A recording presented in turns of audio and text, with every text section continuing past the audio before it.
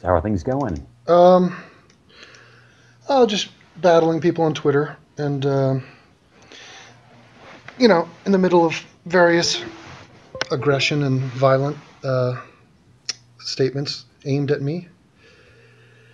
Really? Well, you know, it's just comes with being online, you know. Um, by the way, if my computer dies, it sometimes crashes.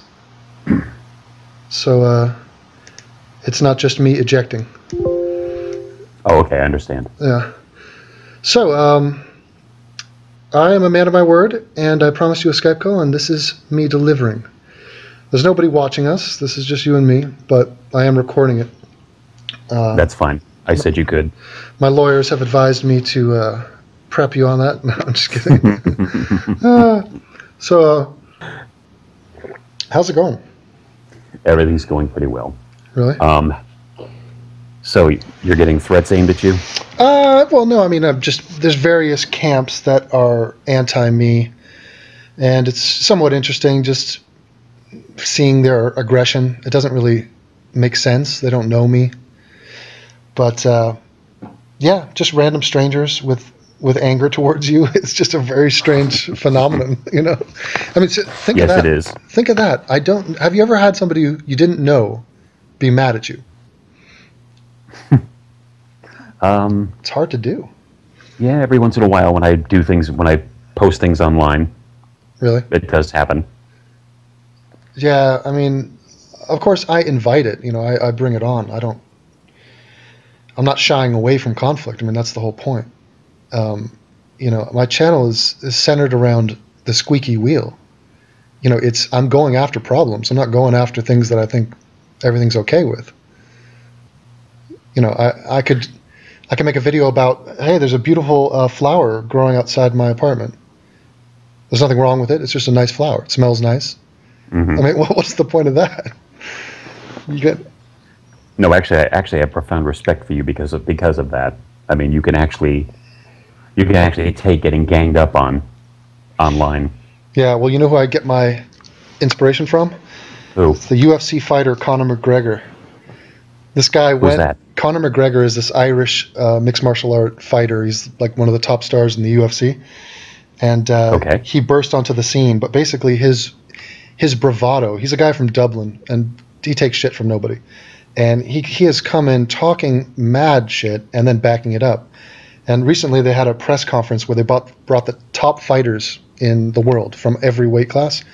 And it was a huge press conference, and he was sitting there taking on all comers. Like, he was challenging guys in weight classes above him. He just didn't care. Like, he was, and it's inspirational because it's fearless. It's not cowering. It's not hiding behind an army of like-minded individuals.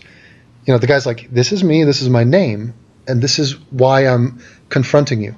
And I'm going to, defeat you either in the cage or in, my ideas, whatever it is. I do admire that. But I take it you're not into mixed martial arts? Oh, some. Like, I've watched, I know a few of them, like Bisping and Mayhem. Mm-hmm. Mayhem is... I haven't seen him. Yeah, I saw him at lunch one time. He was eating lunch next to me in L.A. once. But he's in jail, I think, now. He's had a lot of run-ins. He is really actually a crazy guy. Really bipolar. And just kind of violent dude. And his career was... He's not one of the best guys, but... Did you ever see a show that he was in on MTV called Bully Beatdown? Mm-hmm. Oh, yeah. And it's actually taps into what I'm talking about, because a lot of the guys are against me because they view me as a bully. So if you are an alpha male who is speaking honestly, and if you come from Generation X, a lot of the Generation Pussy people just think of you as a bully. They're just like, oh, I don't like that. Ooh, this guy's confrontational. What the hell? The bullies featured on that show were actual bullies. Those guys were actually worthy of getting beaten down. And I actually met Michael Bisping once in Vegas a few years back. There's a picture of me. It's a picture of me and Michael Bisping and this guy Uriah Faber. And it was early. It was like 4 a.m, like just getting out of the after party or after club sort of scenarios. And nice guy, but a bit of a prat, a bit of a cocky dude as well. But yeah, I suppose he has reason to. yeah. At I this suppose point, he has reason to be. I think if you're in possession of over $1 million, nobody's gonna be too weirded out by that. Although I just did see a video of Cenk Uygur talking to some of his fans in Chicago, and he's bragging about the number of views he gets, and he's skewing the numbers, and he's trying to compare YouTube views to HBO views, and it was just like, oh my god. He's telling Bill Maher to kiss his ass or taste. How does my ass taste? I believe he said. And Oh, yeah, that sounds gross. yeah, and then you get applause for it. I mean, it's pretty crazy. Yeah. So do you ever wonder why why a Christian is subscribing to you? Well, yeah. I mean, I would say never in a million years would I have suspected that. I mean, maybe if I knew that my channel would deviate from atheism, which it has quite substantially. I mean, I think my first couple channels were primarily making fun of Christians. But then when I switched to Islam, or when the world forced me to switch to Islam, I guess it makes sense that I might pick up some people who, and I get Christians and they leave comments like, I think you're an idiot, I think you're wrong, I think you're going to hell, but you say some good stuff about Islam, so I'm going to support you. What happened? What was your situation? Well, the first time I took notice of you was when you were defending John Ritzheimer from Anderson Cooper. That was recent, yeah. Yeah, I've been following John Ritzheimer a little bit myself, and I think he's a dipshit. Why? What is his thing? He got pretty sparked up about the Marine base being attacked. I mean, he's pretty aggro. I'm not sure what he plans on doing. He recently announced that he was going to place certain elected officials under citizen's arrest because of a certain bill they support, and I thought, you've lost your mind. Yeah, he's more sort of, let's build a bunker, let's amass some weapons, but this is why we don't have grunts, creating policy. This guy's a soldier. He's not. He's not ROTC. This guy is just a foot soldier, and now he's been thrust into a position of like, wait, what are your ideas? And he has the brazenness to wear a T-shirt that says "fuck Islam," which he has some points there, but just like the people in Germany, the Pegida people, they take it too far. These people are not exactly healthy and balanced people. But he has recanted, I've noticed, of a lot of things that you commend him for. Like, he says that he admits his T-shirt was stupid, that he shouldn't have done it. Why? I don't know. It's he's basically the anti-you. When people start ganging up on him, saying what you said was stupid, what you did was stupid, he starts backing down. You're right. I did it. It was stupid. Right. But when I first, but then I had to admit, though, when I was watching your video, even though I totally disagreed with you defending John Ritzheimer, I had to admit you have a good command of logical fallacies. You present your points very well. You're articulate. You present it. You debate very well. I've done a lot of debates online, and I've quoted a lot of logical fallacies, and nobody appealed to me. Well, I mean, I think in that situation, it wasn't clearly. I wasn't there because of John Ritzheimer. I was there because of Anderson Cooper. Yeah, what CNN was trying to do with it. That was the whole story. I mean, in fact, the title of the video was what Anderson Cooper repeatedly or strawmans John Ritzheimer. It was what Anderson Cooper was trying to do by just misquoting and leading the witness and sort of badgering this guy to say things he didn't ever say or didn't ever mean. And it's part of the larger narrative, which is the mainstream media's reaction to Islamic terror. And it's ridiculous. And I try to shame it. I mean, the funny thing, I just did a video on Al Jazeera Plus, which is, you could say that's easy pickings. That's a, lowest common denominator. I mean, of course, they're going to be pro-Islam and totally skewed. It's Al Jazeera. But people wrote, dude, you should look at the BBC's coverage, CNN's coverage. It's just as bad. It's just as whitewashed and watered down and dishonest. You're exactly right. And also, And then right after John Ritzheimer, this whole racist stuff came up, and I've had some experience with that of my own, so I identified where we were coming from. I've lost a lot of friends on Facebook, and I've been branded a racist by many people because of my stance on the Trayvon Martin issue. Mm-hmm. Well, the liberal position was that, of course, George Zimmerman sought him out and tried to murder him and all this, and Trayvon Martin was this innocent little cherub who never thought, said, or did any harm in his life. Yeah, that was an interesting case, and yet another situation where they tried to blow it up and turn it into something that it wasn't. Trayvon Martin is no civil rights icon. Trayvon Martin started the conflict, as you know. Yes. He beat this guy up, and he beat up the wrong guy. He beat up a guy who had a gun and was willing to use it.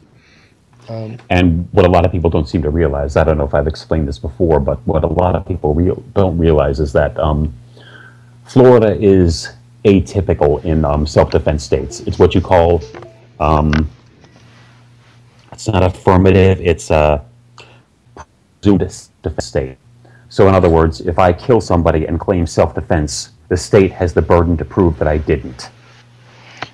Wait, so they have the burden to prove that you didn't kill them in self-defense? So you're... Yeah. So when the police comes out, I say self-defense. They look for evidence that defies this, that goes against that. If they don't find it, they don't arrest me. But isn't that the case always? I mean, you're always innocent until proven guilty. Actually, no. Mm-hmm. Most states are called affirmative self-defense states. If I kill somebody in self-defense, say my home state, Vermont, and I plead self-defense, I'm going to jail. And I have to go to court to prove I acted in self-defense. And Zimmerman was let off, right? Initially. Yes, he was. Okay. Well, I mean, I think with that case... That's not unusual. Yeah. I think with that case, you have two guys who are not ideal citizens. So you have basically two assholes. There's nobody that denies Zimmerman's an asshole. I mean, this guy's spending his time, thinks he's like, self-appointed sheriff of his community. He's going out with a gun. Didn't he try to become a cop at one point? I mean, it's sort of a douchebag move to, first of all, own a gun. I'm totally against guns, but to patrol your neighborhood in that way, the cops told him to stay put. I mean, if you want to call the cops on somebody you find suspicious, and if you are concerned about home invasions, which apparently was a legitimate concern at the time, then so be it. But that doesn't give you, it doesn't give you the right to pursue and instigate and amplify a situation that doesn't need to be amplified. And likewise, Trayvon Martin, as you know, maybe you do or don't. I mean, if you read the guy's tweets, if you knew anything about the guy, he was thuggish. I mean, the guy was he had a short fuse, and he basically said, "I'm going to get all macho and territorial and go up and beat this guy up." So he took it out of control, and then Zimmerman took the fight out of control and started shooting. Whether or not his life was in danger, I don't know. Where do you stand on that? Zimmerman, he was getting his head beat on a sidewalk, and I saw some close-ups of his injuries. It is likely that he could have been seriously hurt at least. Right, and it's just this shoot-to-kill mentality. He shouldn't have had the gun. He shouldn't have been following. Trayvon shouldn't have beaten him up. Shouldn't have bashed his head again. All these shouldn't have dones. And then Zimmerman, in the aftermath of this, and his behavior after this, has not reflected well on the guy at all. No, it doesn't. But then again, it doesn't prove that he did anything wrong. But it goes to the fact that he's a dick. Yeah. Florida is a concealed carry permit. This is kind of interesting because in Florida, you can conceal carry your weapon, but you can't open carry it unless you're going to or from a hunting site. What? Isn't that strange? Any of these laws are completely deranged. I mean, we have zero gun control. We have every loophole in the world. And, we see it playing out, as you know, case after case. And this is the typical situation. This is a situation where if the guy didn't have a gun, the chances that somebody would die are slim to none. It's the fact that the guy had a gun that now you're in a life and death situation. This is the problem. It escalates things. It doesn't help. But in any case, my stance was, even though George Zimmerman shouldn't have done a lot of things, nothing he did was illegal. When Trayvon Martin turned around and decided to confront with his fists, right, that's when it entered illegal territory. Yeah, I mean, and according to self-defense laws, he has the right to do what he did. Right, Zimmerman was not going to just pull out a gun and blast some guy for no reason. Probably not. And that's how the Black Lives Matter and the uproar, they made it seem like this. They're like, oh, this guy got shot, this innocent little kid. Here's a picture of him when he's 13 years old. And here's the big bad, but then, oh, he's not quite white, is he? He's white-ish, he's white enough. You know, that whole narrative came into play, and it became this whole thing of, how can we say fuck white people here? You know, But then I saw my own situation, you know, with being shunned and ostracized on Facebook and being called a racist because, oh, you're saying Trayvon Martin didn't have the right to turn around and confront the man who was stalking him? I said, well, stalking is a legal term. It means that a persistent pattern of stalking. You can't stalk somebody based on one encounter. Yeah, I love how people, they go into like this West Side Story defense mechanism where they say, look, if you're going to have a knife fight, you're only allowed to use knives. If you're going to have a fist fight, only use fists. That's not how it works in the real world. You're not going to tell Zimmerman, hey, look, don't worry that your head's being bashed into the cement here. This guy's not going to kill you. There's no guarantee of that. You know, if you start a fight with somebody, it's all is fair in love and war, basically. That's just the nature of what it is, especially with guys with trigger finger who are trigger happy and who have guns and are like trained to use their gun. They're just waiting for you to do some shit like that. Like, and Trayvon jumped it. You know, he had no chance. It was, right. Like, so if some guy breaks into my house, I'm gonna probably like not risk my life to stop whatever he's trying to do. You know, if he's trying to rob or whatever. You know, if I can lock the door, call the cops, I'll do that. If some guy breaks into the Canadian Atheist house, there's going to be a gun battle, and either both or one of them will be dead. You know, these are the type of guys who are just no big loss. Yeah, well, yeah, right. Big nose freak. Yeah, but I mean, it's crazy, and it happens on a daily basis. Like today, look at the paper tomorrow. See how many people died from gunshot wounds today in Germany versus America. You know, this is the same problem that's going to happen every day. We only really talk about it when there's some real sexy, bloody story, but it's a daily occurrence. Mm-hmm. It's horrifying. As far as the Trayvon thing getting popularity, you know, when the facts started coming out, it sort of muddied the water a bit and it lost some of its steam. Just like the Freddie Gray case. And I'll tell you the specific moment when the Freddie Gray case lost its steam. You want to know it? It was when they put out the picture of the guy who was driving the car that killed Freddie Gray. They put out the picture of the 6 cops that were being arrested, and 3 of them were black, including the driver of the car. So now the guy who literally killed Freddie Gray was black. And it's like, wah, wah, wah. It's like, oh, fuck, we have no story. We're not going to sit here and, you know, riot about a black cop killing a black guy. I mean, fuck, if that's our criteria, we might as well go out and riot about the black people killing black people in Chicago. And you know that's not happening. Yeah, it should. Yeah, it should. You heard about the bloodbath going on there. Of course. Yeah, but I don't know how you heard about it because it's not being reported on, you know, tons of places. You know, and if it does get reported, it's like, here's a story about the victims. It's not like, here's the story about what is happening, the major trend, and who's doing it. Now, you mentioned Canadian Atheist earlier. There was one thing that I thought was, that really shocked me during his conversation with Anthony. With Anthony? Mm-hmm. Yeah, he plainly admitted that he knew nothing about what went on in Ferguson. Yeah, that's a bit shocking. I mean, it shows a detachment. I mean, the guy's he's working. I wouldn't expect a guy to keep abreast of U.S. news. I mean, he's not an American citizen. But you know, if you're going to talk about what an American citizen is talking about, you know, like you, if you're going to talk about the stories that you cover, like Michael Brown, it seems to me that you ought to look it up. Well, how is he? I mean, we were talking about Dylan Roof. That was the original statements I made was in reaction to Jacqueline Glenn's idiotic statements about Dylan Roof. And you know, American news stories are Canadian news stories. I mean, these people, they watch us, you know, not just culturally, but in terms of news events. So makes sense. They've got about the same population as California, so they're basically a 51st state. Well, I think California's got almost twice as much. I mean, Canada's only like 20-something million. California's enormous, but it's mostly because of Mexicans. Mexicans, I said, the brown people. But in any case, that's why I decided to to hang around your channel because I saw you getting dogpiled for racism, and I, based on my own experience with it, I realized what was happening was grossly unfair. Well, what they're accusing me of is not racism per se; it's wacism. It's the watered down, meaningless, and quite ironic accusation of racism. Because really, when you dig into it, it exposes their own inherent racism, and like you saw with Josh, it exposes the fact that he is the actual racist here, and it's a marvelous little switch. I find it simply amazing, but it gets to the heart of why they do it. They need to point a finger at somebody else and demonize somebody else to exercise the feelings in their own brain that they can't quite sort out. To persuade the world that they're free of bigotry because they're sitting in judgment on the bigotry of someone else. Yes, yeah. This is why, like, if you want to talk World War II, everybody says, "Oh, the Nazis."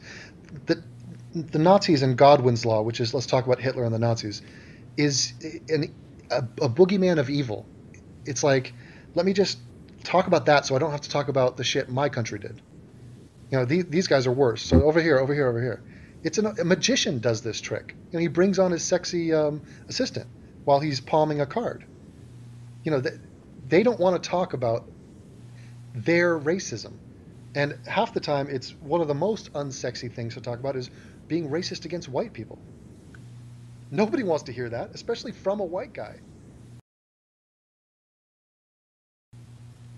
Blessed are the peacemakers. I guess there is hope for us if we can have a friendship between two radically different camps. But as it would seem, you're in my camp on many issues.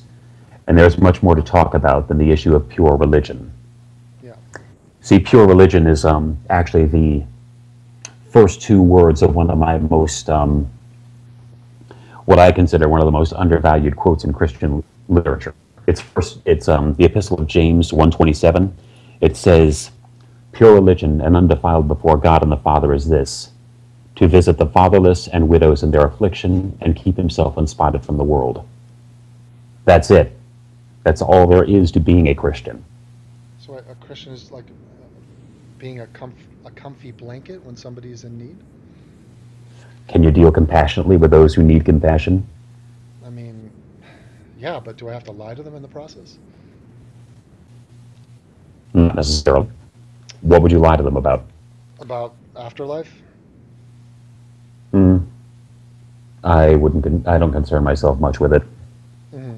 Well, If there is one, I think everyone's going, because the idea of an eternal hell, and I've noticed that in the Bible it does say that the fire of hell does not stop, but it doesn't say that people who go there are going to stay there forever. Yeah. I think hell was fleshed out sort of in the subsequent years, right? I mean, apparently it wasn't one of the original teachings, right, in the Old Testament, or... No, it wasn't. I thought they needed more of a selling point. It wasn't just, hey, do you want to be blissful forever? It's like, no, that's not working well enough. We got to dangle this threat of eternal torture. Well, that's the typical Southern Baptists that I encountered in North Carolina. I think their version of the afterlife involves just looking down from heaven, seeing people going into hell and going, "You should have listened to us when you were alive. Now it's too late. It's too late for you. Oh well, nothing we can do about it now. You should have listened."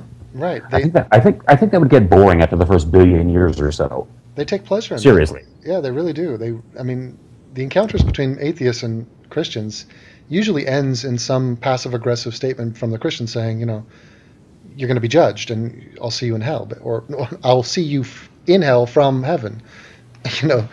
I'm sure if they had a television channel in heaven, it would just be 24-hour coverage of the people in hell. What kind of person would value this? I mean, I don't know of anybody. Yeah, but it's that I could say deserves to be tortured in unspeakable agony for all eternity. I mean, even if I watched Hitler go to hell, I would eventually say at some point, I think he's had enough. Right. Yeah, it's demented and sadistic, but this is the scary part is that if we are super honest with ourselves, that's human nature. We are not these enlightened, noble creatures that are wandering around the world. I mean, we're animals. We're primates. We have base instincts that we have not evolved away from or past. We are still mired in these things. I mean, that's what do you think religion is? I mean, religion is the most narcissistic set of ideas imaginable. This concept that you are the center of the universe, and that literally the universe was created with you in mind. I don't know how that is a bonanza. That's top of the line narcissism. You cannot get beyond that. And I just find it startling. And then the Christians will have the audacity to say that the atheists are the ones who are smug and self-centered. We're like, oh, how do you know? You're saying you're God? You know more than God? We're saying, no, we're saying there is no God, you moron. But, I mean, I don't know. I say that, and I'm talking to a guy who believes in God, and in my estimation has no justified reason to have that be the case. But I mean, I agree with what you're saying. When there's more issues than whether there's a God or not. There's issues that pertain to Earth and how humans deal with each other, and there's a lot to be said for that. The problem is that the way humans deal with each other on Earth have a lot to do with what they think is going to happen to them when they die, and how they view the universe. So we run into some very fundamental problems trying to communicate with these people. And I understand why. I mean, this is why I sympathize with atheists over a lot of issues, because the message that the majority of Christians put out there is abhorrent. Mm-hmm. And I absolutely don't blame you for not rejecting it. Yeah, I mean, I would too. Put it this way: it's the same thing with Islam. There's two different conversations and two different arguments. One is, I don't like the way you're acting as a human in reality. So I think you are trampling other people's rights. I think what you're doing is wrong on, gay marriage issue, on the freedom of speech issue. There's tons of shit you could just talk about that is just real world stuff. Then you could have like an intellectual debate, a philosophical debate, a debate where we weigh the merits of this belief in the metaphysical. And that's sort of it's a tamer conversation. It's one that I wish we could be having with Muslims, for example. We're not even close to that. We're basically, don't blow yourself up. Don't kill us. With the Christians, we're not sitting here trying to argue with Rick Santorum and Mike Huckabee over the existence of God. We're saying, don't trample the rights of gays and women. That's what you're doing. That's how you're spending your life, is actually adversely affecting everybody's standard of living, everybody's freedoms. So you see what I'm saying? A lot of times these two things get conflated, mm-hmm. And it sounds like you would agree with atheists on a lot of secular issues, on a lot of political issues. Absolutely. Right. I value religion above. I mean, I value freedom of religion. I think it's great. And I don't like the fact that Christianity, especially, is trying to push, for a national religion. Well, in some ways it makes sense. In some ways, if you actually believe this stuff, it's understandable why you'd be like, oh, I got to spread the good news. I mean, isn't that what is spreading the good news? There's a word for that in Christianity. It's the gospel, right? Yes. Right. So, that's why all these Mormons are going door to door, like they're selling a product, and the product is idiotic faith in, God. But it's understandable that they are so deluded that they think that's a good thing. But I wish that religion was not imperialistic. But it is. It's intellectually imperialistic. They're not happy just having it for themselves. Like if you said to me, here are my 3 favorite bands, and I love these bands, and in my private time, I listen to these 3 bands most. That's fine. Nobody's going to have a problem with you. If you start to try to legislate that everybody has to listen to your 3 bands, then we have a problem. And it's just, religion is not a private issue for most of these people. Whereas if you take the Buddhists, and there's other religions, it's far less of a imperialistic force. And they're happy to keep it as a private issue. I mean, do unto others as you'd have them do to you. Do you think the Christians would like me to impose my ideology onto them? I mean, do you have it? I mean, is atheism an ideology, or is it simply a lack of one? Exactly. I mean, that they would portray it. They want to portray it as a competing religion, whereas really it's just calling out ancient bullshit for what it is. It's just refuting. It's a disbelief in the evidentiary claims of the religious. It's saying, I've heard your arguments, I find them to be totally ludicrous, and I'm not a believer. Why would I believe? That's absurd. That is not an ideology, that's a science. If you can call science and facts and living in accordance with reality an ideology, then the word ideology has lost all meaning. Hmm. I mean, we have to agree on some things. We got to say, okay, gravity's true, okay? Let's start there. Yes. And some of these Christians, like Saitan Rutenkate, never said that guy's name out loud, he is trying to take it all the way back to the beginning of how can we know anything? There is no such thing as knowing. If you say you know something, that means that God is true because of this equation I just came up with. It's just like, it's just absurd. Unfortunately, most of the atheist community has put all these debates aside. I mean, the Christians have got to be loving the rise of Islam and as a global phenomenon and as a focus point for the world's attention, because the Christians are basically like off the hook. I'm not making videos against Christians anymore. Not that I'm a huge deal, but the general consensus is we got other problems. We got barbarians at the gate. They're storming the gate.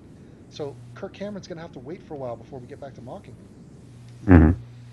But I did enjoy your Sam Harris video, and because I feel that the ideas of what I call Orthodox Christianity, what most Christians believe, but I don't, I consider those ideals to be abhorrent, and they have to be addressed. And I thought you did a masterful job with that video. It was brilliant. Well, thank you. I'm very proud of it. I just saw a dubbed version in Russian. Some Russian guy just spoke over my music and Sam's words, but it has like 15,000 views. Yeah, that piece I'm very proud of it. Is that the piece you're most proud of? Yeah, I'd have to say. Because I was going to ask you that. Yeah, it's which video are you most proud of? Well, it's not just because of the numbers. I don't think either. It's been seen over 500,000 times, and it's not even the fact that Sam and all these guys who I admire, like Ricky Gervais and Lawrence Krauss and James Randi, all these dudes tweeted it out and stuff. It was. I'm just happy that it's influenced people. I'm happy that people saw it and enjoy it. And if I go back there and read comments, it's very gratifying, because I remember doing it. I remember making it, and it was a very private thing. It was just me listening to Sam's words and then trying to make it visually entertaining, trying to make it relatable. And I enjoyed it immensely. Like I forget when you were talking about dark grave lunacy, and then you had a picture of Mel Gibson. I was cracking up. Yeah. I mean, I had my little moments in there. I mean, I wasn't a non-factor. Like, I had my own messages. Like Sam would say something like, "I'm not saying all religious people are insane," and then I cut to Sarah Palin, as if to say, "Well, I don't know, Sam," But yeah, that is. I'm glad he liked it too. Yeah, and other people have made videos for that speech, and the Time has said that my video won by a landslide. It's just, for whatever reason, the choices I made, and there was a ton of choices in that video, they blended together to give Sam's words even more power than they already have. And quite honestly, you could be watching a black screen and watch that, and it's still going to have an impact. It's just, I think it enhances it. Do you remember what I said? You remember back when I said about the pure religion quote I gave you from James 1:27? Yeah. One of the things I noticed about that also was that it's not only in what it says, but what it doesn't say. It doesn't say you have to have a personal relationship with Jesus, because that is idiotic, because Jesus died 2,000 years ago, and you can't have a personal relationship with somebody who died 2,000 years ago. That's a miracle right there. But it doesn't say, it doesn't even mention God, which I found very significant. What, in that one passage? Yeah, it says what pure religion is. Just be compassionate to those who need compassion and be unspotted from the world. It doesn't say, pray to God and this sort of thing. Well, a couple points. First off, I think the more I hear you talk, you seem kind of like the Majid Nawaz of Christianity, in the sense that I probably agree with you on most of your stances on things. It's just I have a fundamental disagreement on the metaphysical claims that you're making about the nature of the universe. But to me, those aren't as important. Like, if you were crusading to ban abortion, if you were, picketing gay funerals or whatever, that I would have a larger issue with you. But if you're just, going to play out your life in a secular way where we share the same ethics and values, then obviously you're not even remotely a problem or somebody that I can even view in the same light as many of your fellow Christians, which are not doing that. They're out there promoting that we don't use condoms, for example. I mean, this is genocidally stupid behavior that some of your fellow Christians engage in. Mm-hmm. I don't make personal ethical decisions for other people. If they're not doing anything that affects me in any way, then I don't care. If they can justify, if they're not harming me or harming someone else, then that's their moral decision, and I have no right to impose mine on them. Well, let me get into some of the questions that I would ask any Christian, and I rarely talk to Christians. So, one of the first things when I was a child, one of my first considerations, I was aware of religion. I was aware of religions. And my first question was, if one of these, they all claim to be right, if one of these is right, then everyone else is wrong. Now, can you openly and publicly admit that by you stating that you're a Christian, you're essentially saying you believe that you are correct, that the Bible and the Christian God is the one true God, and can you then say that every other religion is wrong? They're just dead wrong. I don't think so. I mean, I believe if I was truly right in what I believe, I would be walking on water, healing the sick, raising the dead, etc. Obviously, I'm not doing any of those things. I take 5 medications for PTSD. Okay. I can't even heal myself. Yeah, but you're not Jesus, though. But you believe that there was a guy who could do that. Yes, there was. Okay, but you think he's the Son of God. The Jews don't. So how can you not say they're wrong? They're just totally wrong. Do I believe he? I just find it funny, the hesitation. Like, when I get up and say I'm right about something, I'm right about whatever video I'm making, I'm not afraid to tell other people they're wrong. If you are against me, I think I'm right, and I'm willing to defend. Well, the Bible says we're all sons of God.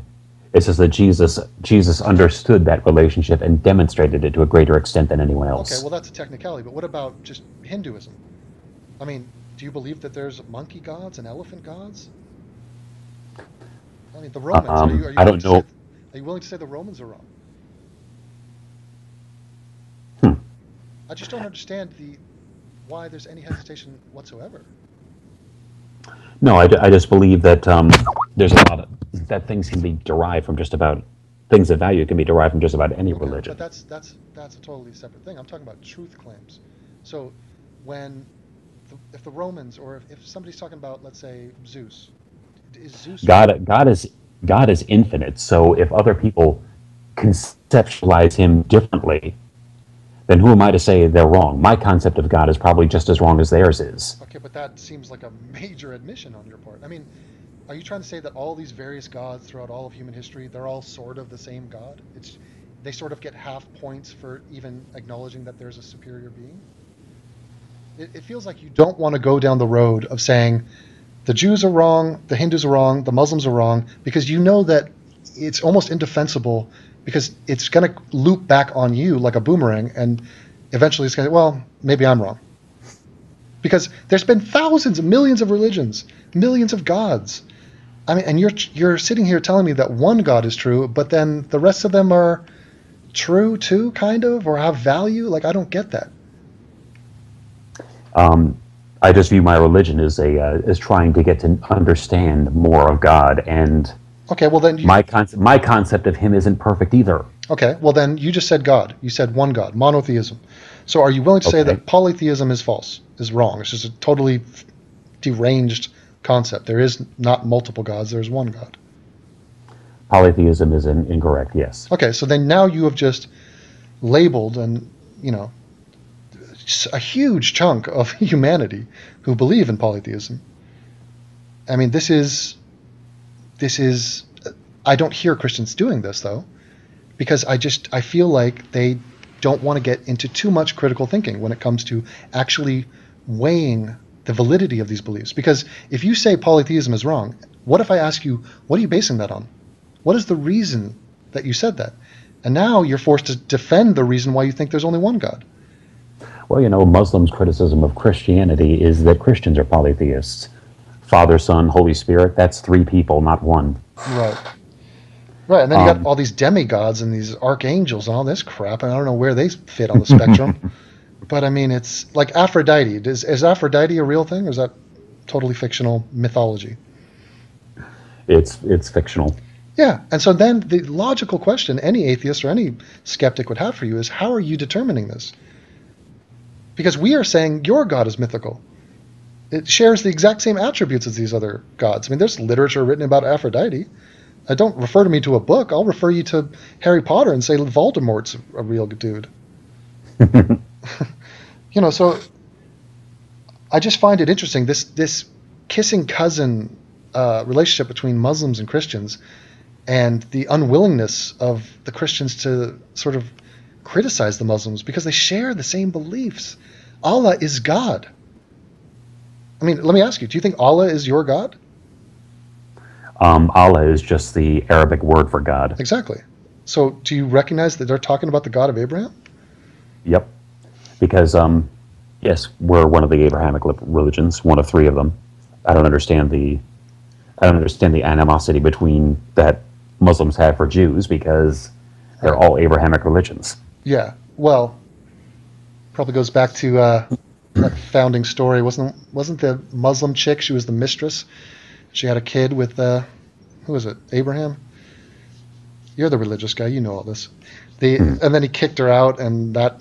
Oh, that's Hagar and Ishmael. Hagar. Okay. Hagar was because his wife Sarah was barren. He let Hagar, her servant, sleep with her husband to produce a child. Right. Which they did. That was Ishmael. Right. And see, right now, we're talking about mythological people that don't even exist. And we don't even know who wrote the myths. And yet we're talking about it like it is actually a thing. But I mean... That's true. And I also think creationism needs to get out of schools. The Earth is not 5,000 years ago, and man did not coexist with dinosaurs. So then, yeah, I mean, that at least you're willing to go there. I mean, I don't know how many people you just separate yourself from by saying that, but it's multiple millions. It's hundreds of millions. What a weird place to be. What an island. I mean, imagine if atheism was fractured in such a way where I had to be like, oh, I'm an atheist, but I disagree with these atheists, with hundreds of millions of other atheists on these really important issues. I can't imagine it. I mean, atheists, we are all universally in agreement on the only thing that binds us, which is we don't believe in God. There's absolute, certainty. We are in lockstep.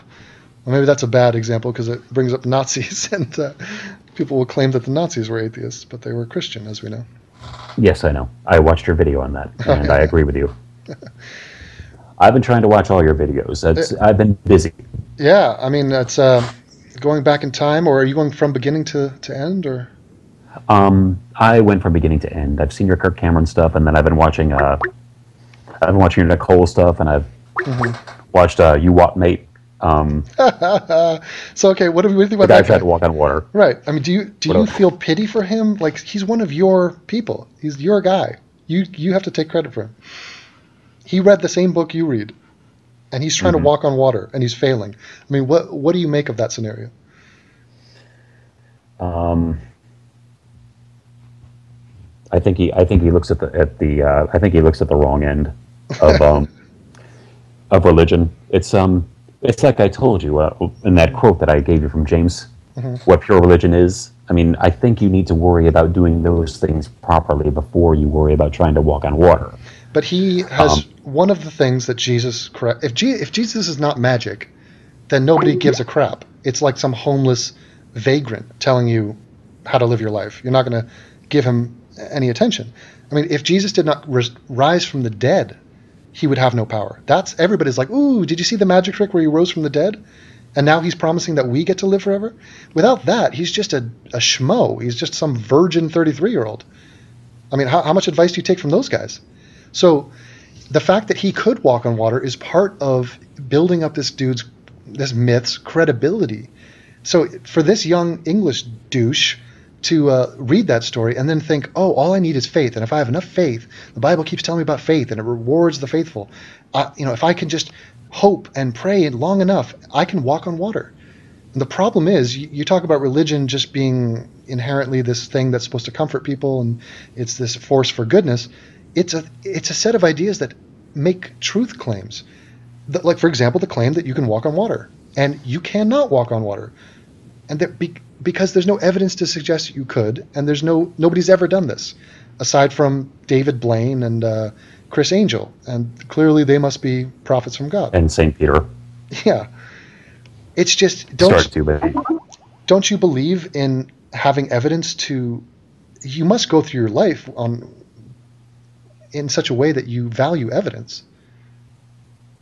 I do. Yeah, so why is there a rift in your thinking when it comes to the deepest, the most profound questions? Why do you then throw evidence out the window?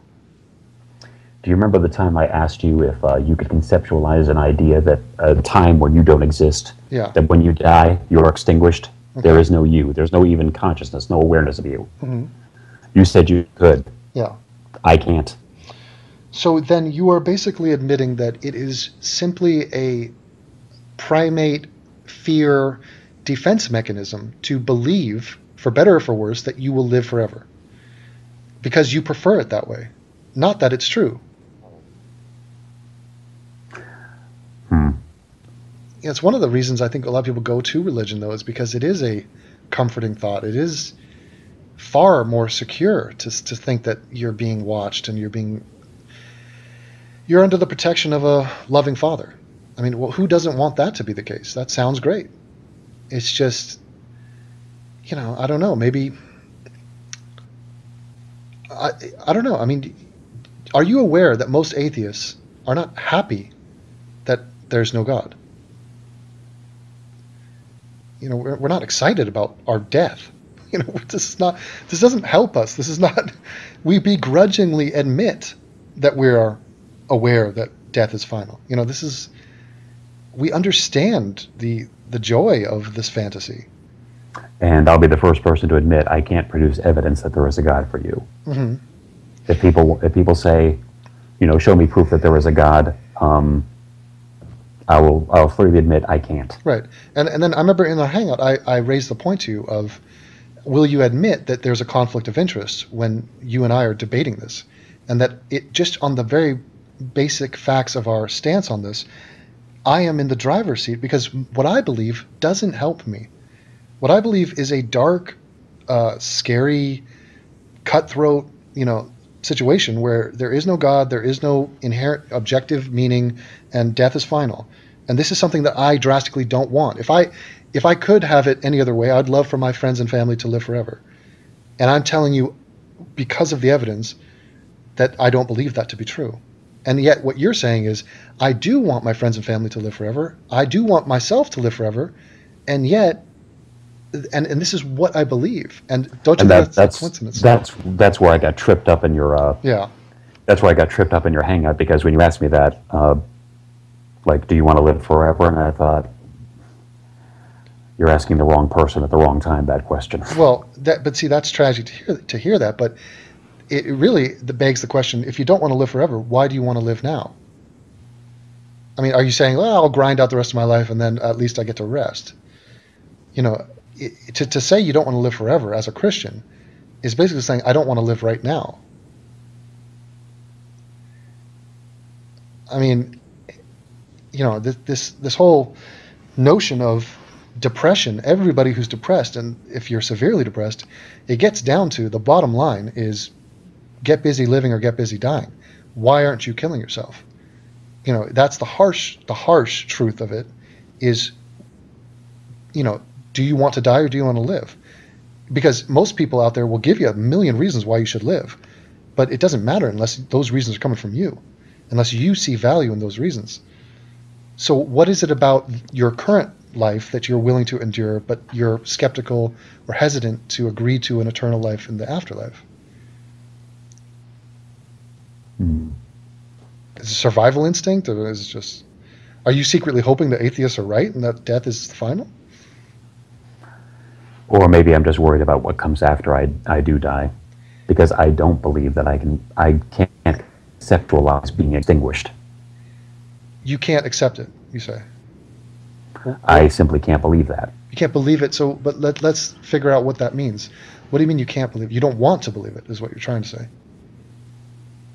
No, I mean, I can't conceive an idea. I can't conceive a place where I don't exist. Okay, but if I said to you, I just lit a match, and this match is now burning, and there's fire, but when it starts to burn and it burns through the wood of the match, it's going to be extinguished. The light will go out. There'll be no more flame.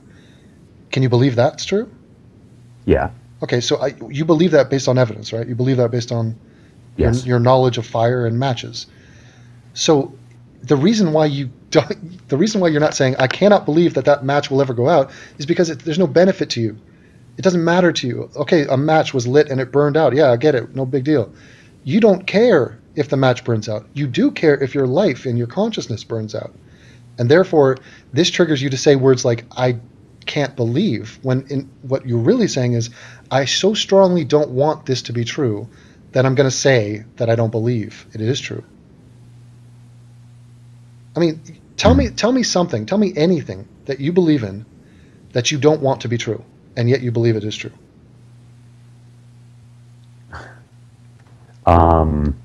That genocides occur on a fairly regular basis. Right. So you would prefer that not to be the case. You could deny it, like Cenk Uygur denies the Armenian genocide, but you don't. You accept it as true even though you don't want it to be true. Yes. Okay, like you're 50 years old. Would you prefer to be 21?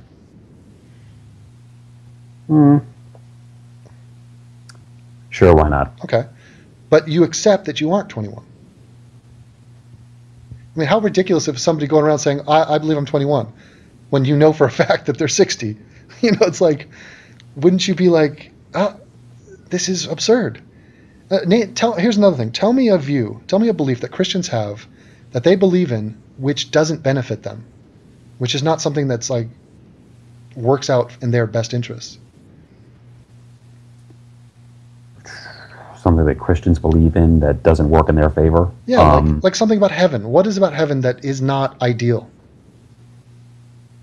Like I remember this kid. I can't conceive of a place where something could be good, interesting, vital, and keeping you happy for all eternity. That's a long time. Yeah, but heaven is, as described by Christians, is the most ideal, the best. It's just pure love and goodness, and it's just everything is just it's castles and it's cotton candy. It's just this ridiculous notion. I remember this kid wrote a book about heaven. This 3-year-old who's the son of a pastor, and they turned it into a movie. And he said, "You know what, Mom? Remember that stillbirth you gave a couple years back? I saw her in heaven." But she wasn't a dead fetus, floating around in heaven. She was 21. And it was ridiculous. He goes, when you go to heaven, old people get younger, and babies and dead fetuses, they grow until they're 21. And that's the ideal age, and everybody is 21 in heaven. And I was like, fucking A, this is such a perfect example of how bullshit this is. Like, if at the back end of the Bible it said, by the way, hope you enjoyed the book. Just one extra note, P.S., when you go to heaven, you enter heaven as an 85-year-old man with arthritis, really severe arthritis. You get to live forever. Everything else is all legit. It's just that's just one of the facts about heaven. That to me would give it all more credibility, just a sliver more of a chance that it might be true, because it's not an obvious fantasy meant to appease and comfort primates. Don't you find it a little bit worrisome of like, fuck, this is a really awkward fact, but God, I guess it's the way the universe works, so we'll just go with it. I mean, well, the Bible's reticent about a description of heaven. Yeah, but it's a book written by men. It's a book written by ancient men, and it's obviously been established. I mean, You're not concerned about the misogyny in it, the morality in it? I mean, like, the second you realize that the Bible condones slavery, why didn't you just burn it and wipe your ass with it? How could you carry on believing in a faith that supports slavery? I don't support slavery, and I don't support misogyny. And that's what I would assume. So that's why I'm, like, for example, if I go to a gym in Germany, if my gym actively supported slavery, I wouldn't go to the gym. I would be in protest of that. I'd be like, I can't do this. I am morally and ethically now obligated to distance myself from this gym. And that's just one topic. That's just one little thing. I mean, I could list out 1,000 about your faith. And you apparently disagree with all this stuff. You disagree with what Christians do. You disagree with a vast majority of doctrines from the Bible, which we could go over. And yet you cling to the religion and you identify as a Christian because of this. I mean, I don't know. You tell me. But I'm guessing it's because of the afterlife.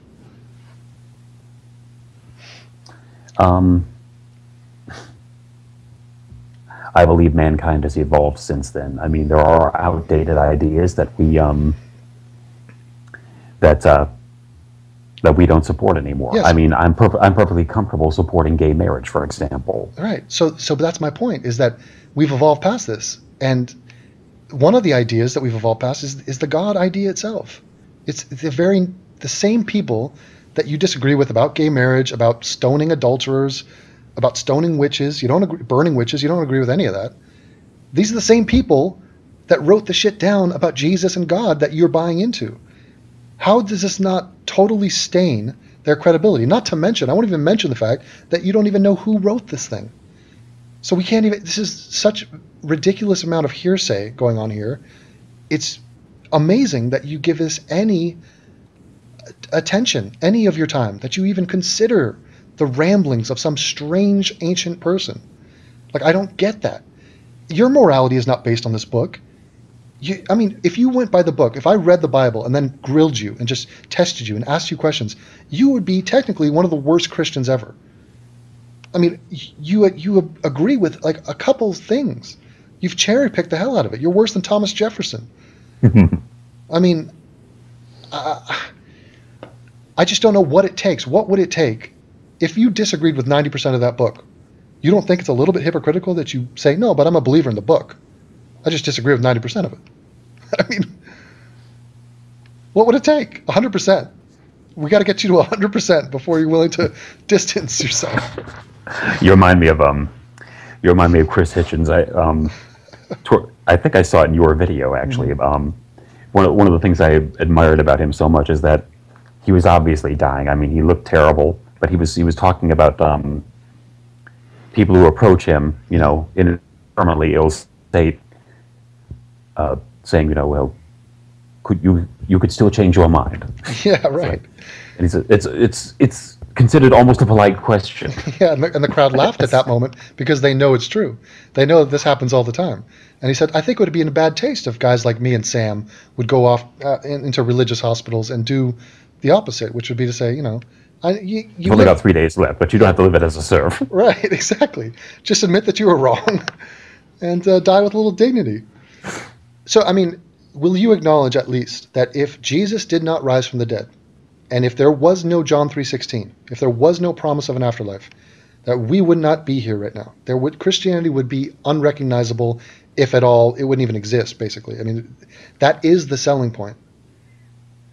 I would say pretty much. Yeah, and so that is apparently the only thing you agree with. I mean, I'm sure you could say, oh no, Jesus said some nice stuff in the Sermon on the Mount. But, I mean, you're not going to talk about Jesus said to forego your family, right? Screw your family, no thought for the morrow, just join me. I mean, this is like cultish behavior. It's a death cult. It's a cult of human sacrifice. Do you believe in human sacrifice? No. You have to say yes to that. How could you be a Christian that... No, I don't. How can you not believe in human sacrifice? The entire religion is based on human sacrifice. That's kind of a fundamental point where I disagree with, and some people would say, I mean, maybe you would say, that I'm not really a Christian because I believe that. Well, but the Bible says that Jesus was sent to propitiation for our sins. That doesn't mean that Jesus' death was was to cover everybody's sin that ever existed. What it means is that sin carries consequences. It brings punishment. But Jesus wasn't punished for his own sins. He was punished for someone else's. So you believe in vicarious redemption? You believe in scapegoating? No. Right. So, I mean, I mean, I would love to hear you argue with a priest about that. I believe I take responsibility for everything I do wrong. And that's a normal humanistic thing. That's a very common sense thing. See, your problem is you're too smart for Christianity. That's your problem. So, like, here's a beautiful example. You're telling me you do not believe that Jesus's death did anything. It was just, you believe a guy got strung up by the Romans, the end. And people just made a bunch about it, which none of it's true. Now, here's where it gets interesting. Well, okay, first let me go backwards. The reason why Jesus died was to make amends for the original sin. Do you believe in original sin? No. Okay, so then throw out the Old Testament, throw out Genesis. Do you believe in Adam and Eve? As a literal story? Yes, no. Exactly. You believe in evolution. I phrased that wrong. You accept evolution.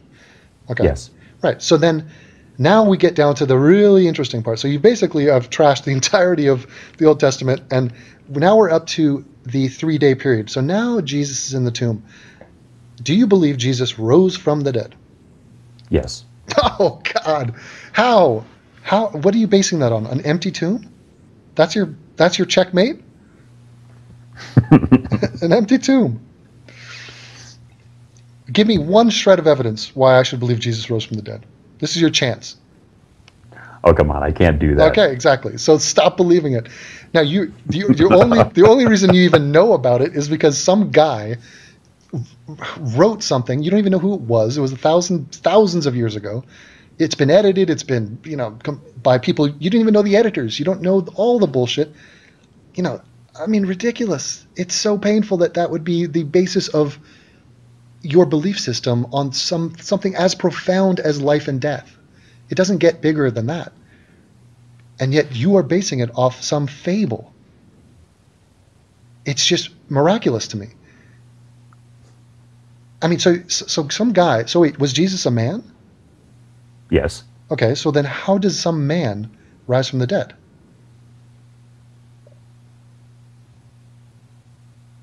Unless he's the Son of God, unless he's some powerful magic man. Yeah. So you think he's more than just a man, he's the Son of God.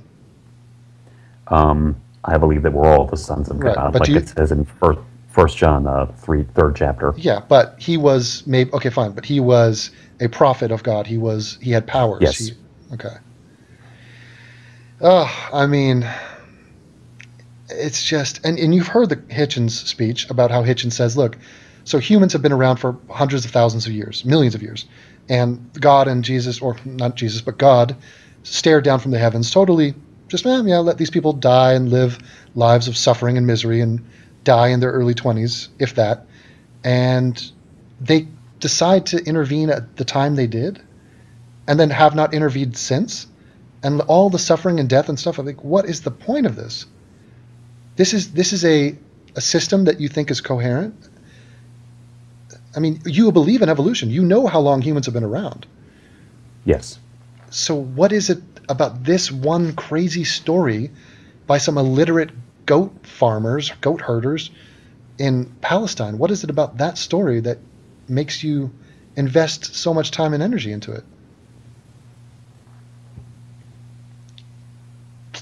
I believe in the central message of Christianity, which is what I told you earlier about First James. I remember there's a story in the Babylonian Talmud, which of course is not Christianity, it's Rabbinic Judaism, but there were these two rabbis who existed in the first century before Common Era, and one was named Shammai, the other was Hillel. One day a Gentile approached Shammai and said, I will convert to Judaism if you can teach me the entire Torah while I stand on one foot. In other words, condense it to like one sentence as long as I can stay balanced on one foot. And it says Shammai took a builder's cubit and chased the guy away.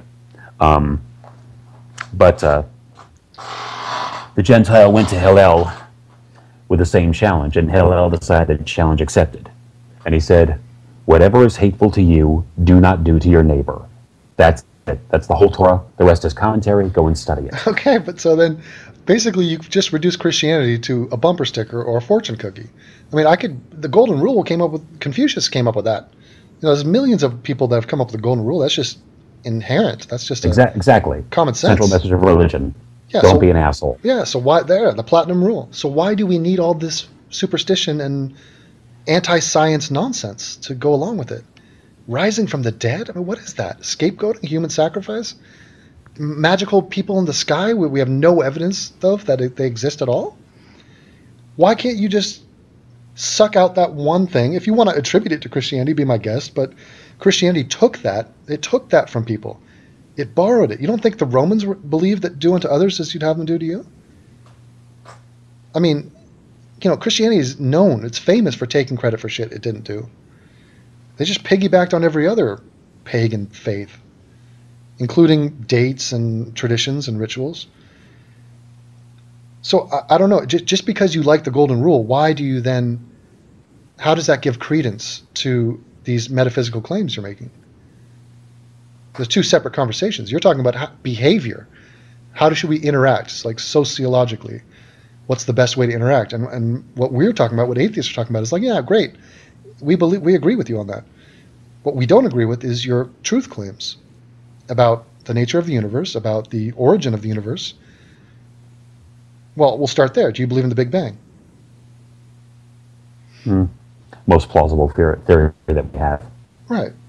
So it doesn't, as much as anybody can.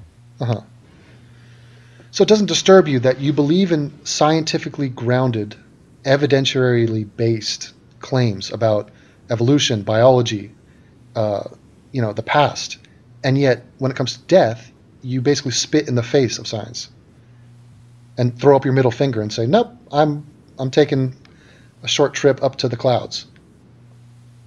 I mean, doesn't that cause a little bit of cognitive dissonance? What causes cognitive dissonance is the idea that I can be extinguished. So right, so you're saying that is more, that in your brain that represents more cognitive dissonance than the fact that the scientists that you put your faith in, the scientists that you understand are the experts in defining and describing nature, the fact that you disagree with them on a fundamental level when it comes to death, that is less of a leap for you? That's somehow, I don't know, I would say so. But it seems like you're too self-aware to let this fool you. If you know what's going on in your head as to why you believe what you believe, it seems like it's not solid enough. Your foundations are not, like, you seem like a Christian who would be thinking about these things, analyzing his own beliefs critically, and then you would dive back into the Bible, study, and then go, holy shit, this is all bullshit. Like, you strike me as a guy who is on the precipice of doing something like that, and yet you stop short. You don't, because you don't want to do that. because you don't want to relinquish a belief system that you've held your entire life. You are half a century into believing this. Your parents taught you this. Your community taught you this. The U.S. Army taught you this. George Bush, he reaffirmed all this. I mean, you're Team Christian. When have your beliefs been challenged? When did that start? I mean, if you lived about an hour and 20 minutes ago. Yeah, right. No, but I mean, I'm guessing you were raised in a Christian household, Christian environment. You spent your life with mostly Christians. There's mostly Christians in the Army. You're saying you lived in North Carolina. I mean, Jesus, this is the home of Christians. So is it, if you want to call them that, is it really YouTube and the internet? I mean, I just find it interesting. Like, if you spent your entire life being a Christian, never truly challenging these positions, and then you're watching a Sam Harris video, a Christopher Hitchens video, this is like a wrecking ball to your belief system. I mean, this is dangerous new ideas that are slamming into your firmly held beliefs. And yet you seem to take it in stride. You actually seek them out. You watch my videos. Yes. So you welcome the intellectual challenges that we present to you. Yes, I do. But you've put a firewall when it comes to mortality.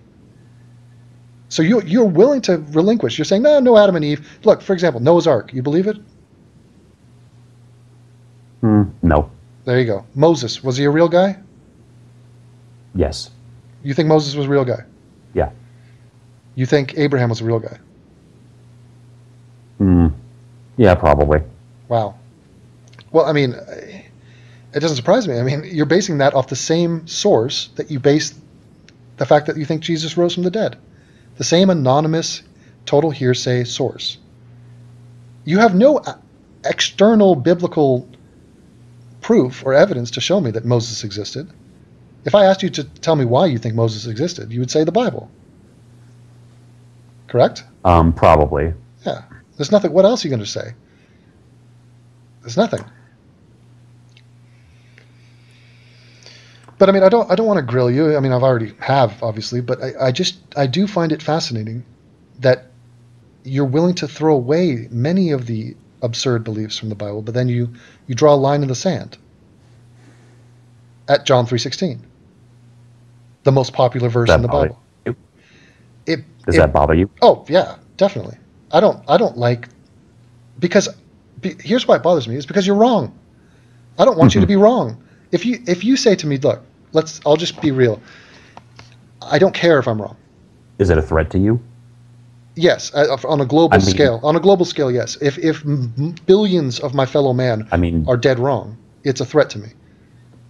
I personally think you're a very extraordinary human being, and I respect you very much. Yeah. The fact that you don't believe doesn't make a difference to me, because I think ultimately we'll both find out. Okay, but you're tiptoeing. First of all, thank you, but you're tiptoeing into Pascal's wager. I mean, I think that you are somebody who's very happy to take that bet. You hear the story of Pascal's wager and you say, yeah, that seems good to me. And us atheists go, no, that's an absurdity. I don't accept Pascal's wager. I mean, you say your personal beliefs, are they a threat to me? No. But somebody like you, a fundamentalist Christian, for example, in political power, of course it is a threat. You guys run the world. Unfortunately. Yeah. So I'd rather people run themselves I'd rather people in government run themselves like atheists, as opposed to justifying obscene acts because God told me to. Yeah, but I'd rather elect an atheist who can lay out his plan for the country and his vision, and explain to the American people why he does things, as opposed to some Christian dipshit who invaded a sovereign nation that never attacked us, right? Running the nation into bankruptcy because God told him to. Right. Well, that's what we're focused on, because most atheists are humanists. We are realists. We care about the here and now, the present, things that are actually real. We're not sticking around with fantastical mythology. We are. So that's why we're concerned with current day stuff. The Muslims say the infidel loves life more than the Muslims love death or something. This is this obsession and fascination with death and the afterlife. How about the rapture freaks? You've seen the videos I've done on these rapture freaks. Mm-hmm. Are you willing to condemn the rapture freaks? Do you believe the rapture is happening? Pretty much. Do you believe you believe the rapture? No. Okay. So again, not the way they say it. No. There's another verse from the Bible you got to burn. Are you willing to go through the Bible like Thomas Jefferson and cut out the parts you don't like and don't believe in? I would like to see the remaining pamphlet, the remaining just little index card that you're left with. It's probably that one verse. It's that one verse. It's John 3:16 and that other flowery cherry-picked verse he started with. It's a Post-it note.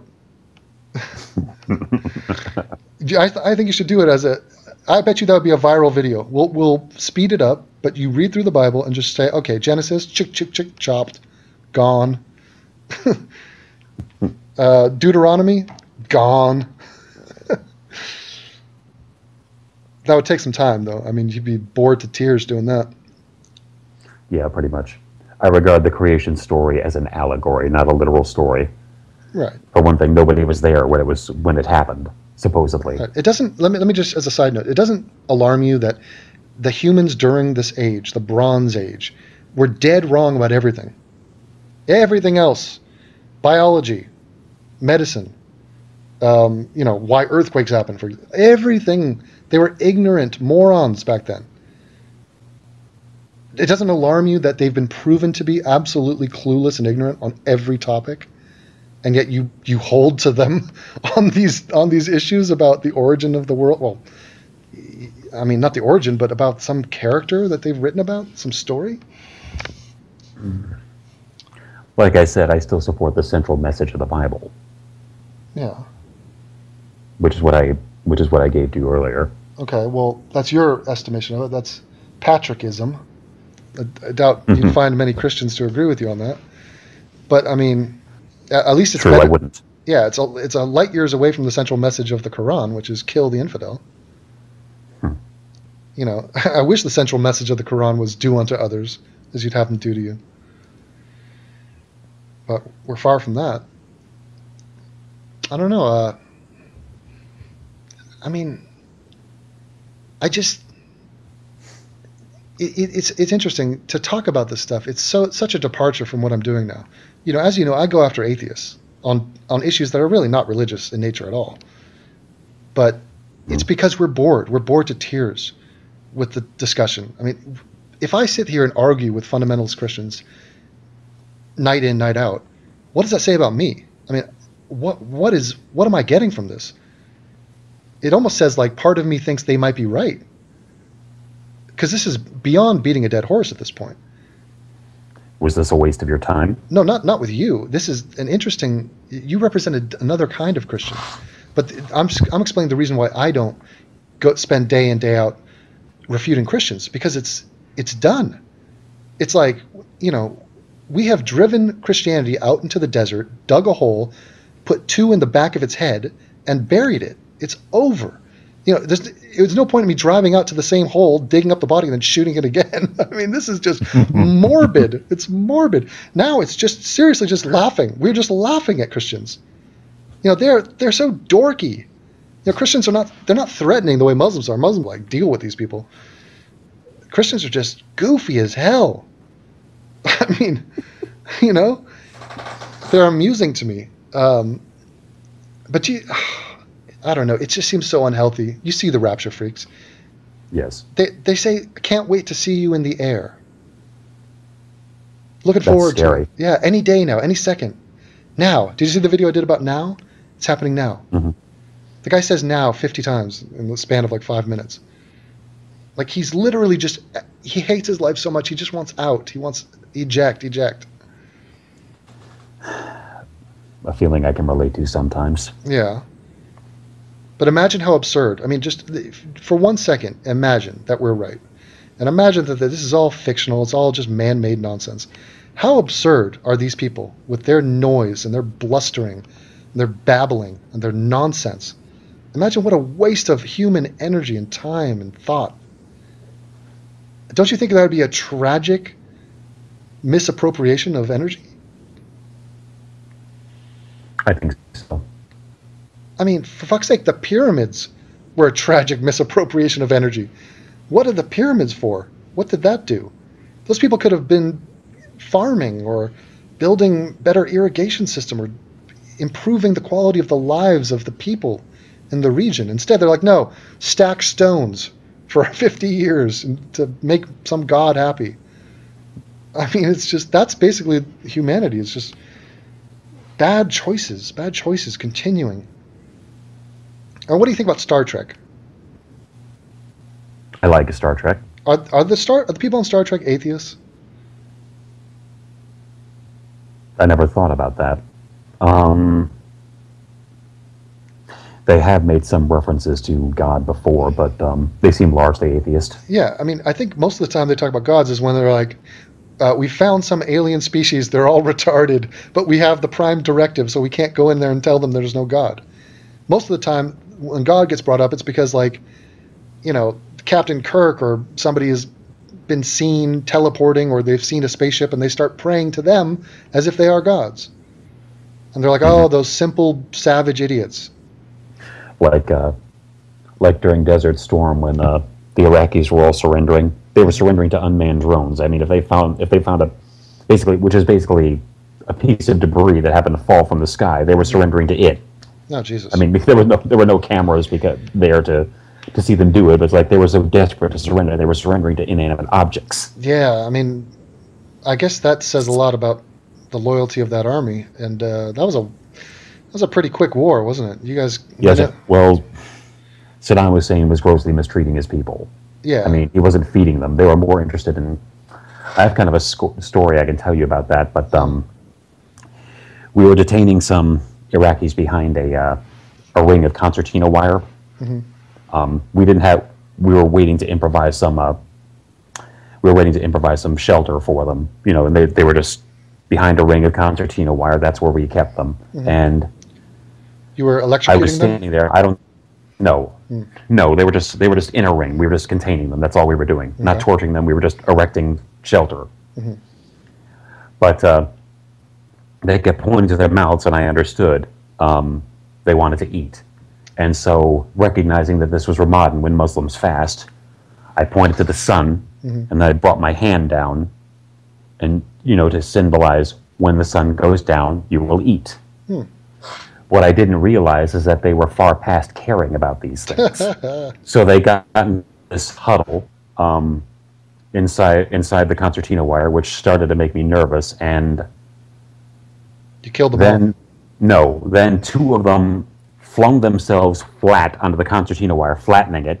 Two more ran over their bodies, and they grabbed a box of our MREs, meals ready to eat, mm-hmm. brought them back inside the concertina wire, stepping on their buddies' bodies again, pulled them up and started tearing into the food. Wow. They were perfectly fine with being captured. They just wanted to eat. Yeah, but that's a tragic and scary story. But when you have no idea. Some of those MREs contain ham. Oh, right. I mean, when push comes to shove, people want what they want. I mean, people are greedy. They want money. They want power. They want women. They want these things. They want a better life. And I felt terrible about it, because if I had known that they were that desperate, I would have thrown a case of MREs in there myself. Right. You were trying to be a good Muslim, but respectful of their beliefs. Right. Did you get briefed on all that stuff before? Yes, we did. Uh-huh. In fact, I helped write some of the pamphlets on it. I was in military intelligence. Oh, really? Mm-hmm. So you're like James Bond. Yeah. Nice. Pretty much. We need to drop you, parachute you into like Syria right now, and just have you sort it all out for us. Okay. Rambo style. That's you remember Rambo? I mean, that was yes. What a funny aftermath of the Vietnam War, where we sort of had a bad aftertaste in our mouth, and so we all got off on seeing some jacked up steroid guy cruise into the jungle and just start killing all these Vietnamese. It somehow gave us a thrill, like, oh yeah, there we go. That's what they had, that coming to them. But military intelligence. Well, I mean, you have secrets that you will have to take to the grave with you. Yeah, pretty much. Mm-hmm. And you were, what's the opposite of getting dishonorably discharged? How do you end a military career? Honorable discharge. A discharge means what? There's no just served your time and thanks. Yeah, that was it. It's called end of term separation. When people reach the end of their enlistment, they're getting out. They call it ETS. How many end of term separation? How many AWOL guys did you know? Not many. Because we were kicking ass. So why did we kick so much ass there? It was our air superiority, but also our tank divisions. I would say air superiority. We were bombing the hell out of them before we even got there. They were ready to surrender by the time we got there. And our intel and our technology are... Yep. And Saddam Hussein's general incompetence. I was in what's called a PSYOP unit, mm-hmm. psychological operations. We demoralized the enemy. So what is that, Britney Spears on loudspeakers or what? Actually, in some cases, yes. We did things like that to Noriega. Because Noriega was a diehard opera fan. Mm-hmm. And he did not like modern music at all, so we blasted it at him.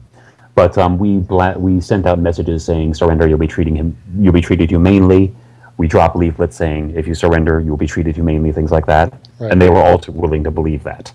and they found that that it was true. Yeah. They surrendered. They were treated humanely, much better than Saddam Hussein did. I mean, he was starving his people. Right. He did some of his work for us. But what happened to the guys that we captured? What happened to them? Because Saddam stayed in power. I mean, they had to go home. Where did they go? I don't really follow that, but they were let go. But I mean, let go to basically go back to Iraq, and after the aftermath of the war, they had to work their way back into society. But if they'd been outed as traitors or people that gave up, I'm sure they met with some unpleasant fates. Yeah, could be, especially with Saddam Hussein. This is a funny story, but Saddam Hussein tried his own psychological operations. He was broadcasting that over loudspeakers that your wives are home, they're sleeping with, and he started rattling off a list of celebrities like your wives are sleeping with Tom Cruise, with Bruce Willis, and all these other celebrities, and then they ended the list with Bart Simpson. What? Wait a minute. Your wives are who? Whose wives? Us. Oh, the Americans. The Americans. Your wives are at home sleeping with Tom Cruise, and they ended the list with Bart Simpson. Oh my God! Well, Bart Simpson is a woman. A woman does the voice, so. I know, but it's like he didn't realize that Bart Simpson is a cartoon. Yeah, it's a pretty laughable thing. Plus, most guys would be like happy if it's like, oh, Harrison Ford fucked my wife. Wow, that's pretty cool. We get his autograph. So, explain to me what happened with Iraq using Scuds to attack Israel. What the hell was that? Scuds are just basically, and we brought them down with our Patriot missiles. Scuds are basically directional missiles. It's like throwing rocks at people, basically. Yeah, so just unguided, just sort of fireworks, basically. Yes. Yep, it was a show more than anything. So, but how do you? They just attacked Israel when we attacked them. Like, what was that about? I understood the Scuds were coming our way. Okay, well, I mean, yeah, they were spreading them around, but I believe that during the first Desert Storm, like Israel took attacks from Iraq, which is just so funny. Yes, they did. It's like this. They're having this issue with Kuwait, and America jumps in. They're like, "Ah, oh, fuck it, we're all going to hell." I have tremendous respect for Israel. It's like they are a model of restraint. Yeah, yeah. Oh, yeah. If I were in charge of Israel, there would be. I would unleash a lot sooner. Yeah, I mean, I think it's funny. I mean, I sometimes wonder what would happen if there were not so many cameras and there was not the internet. If this was happening in the 1700s, what would Israel do to defend itself? What would the retaliation be? Because this idea of coexisting with mortal enemies at every border who are constantly bombarding you, constantly attacking you, just an ongoing campaign of terror and violence. What other nation has not reacted to that? What kind of coward, what kind of weakling would you have to be? What kind of idiot would you have to be to not say, fuck you, we're going on the offensive? It's not good enough for us to just be defensive here and shell up. You know, it's time to bitch slap these people and say, okay, we got a problem. You don't like us. We don't like you. Let's fight. I think ultimately that would and I think ultimately that would do a lot of good if they did, because it's just saying, look, you can act like civilized human beings or you can be dead. Yeah, it's ridiculous. And the Palestinians, if they got their own state, you think that's going to stop their animosity towards the Jews? I mean, of course not. It's like, dude, Syria has its own state. Look how that's been working out. Egypt. I mean, they're not. These people are not like. They're up to no good. I mean, they have intentions and they have ideologies at play here. This is not peaceful coexistence. But Israel's a whole separate region, talking point. But I find it interesting that you are an Iraq veteran who's against the Second Iraq War, because those wars are totally drastically different. And they're fought for the wrong reason. And I find it interesting that the regressives, they don't even talk about the first Iraq War, because they know it was justified. And they basically, the way we handled that war is so different. It's such a stark contrast to the way we've handled every other war. it was about letting Halliburton pick the coffers of our nation clean. That's all it was about. But I mean, George Bush took heat, the first Bush, for not going after Saddam.